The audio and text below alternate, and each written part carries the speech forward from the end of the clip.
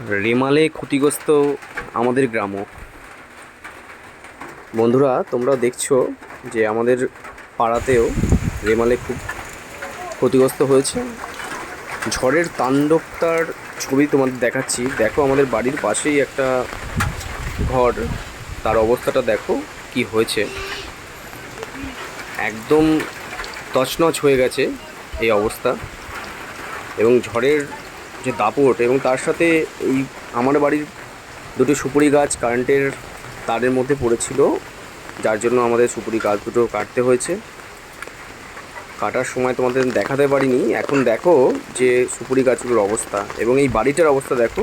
বাড়িটার টিনের চাল উড়ে চলে গেছে। সামনের ঘরের পজিশন খুব খারাপ। আর ঠিক সেই সময় ঝড়ের যে তাণ্ডবটা উঠেছিল, তোমরা একটু দেখো যে কি ঝড় হচ্ছে। জাস্ট দেখো যে কেমন ঝড়, ঝড়ের এত তাণ্ডব, অসম্ভব ঝড়। ঝড়ের কবলে পড়েছে আমাদের শিমুলতলার অধিবাসীরাও। এবং এই যে বাড়িটার অবস্থা দেখো, বাড়িটার যে চেহারা খুবই খতরনাক।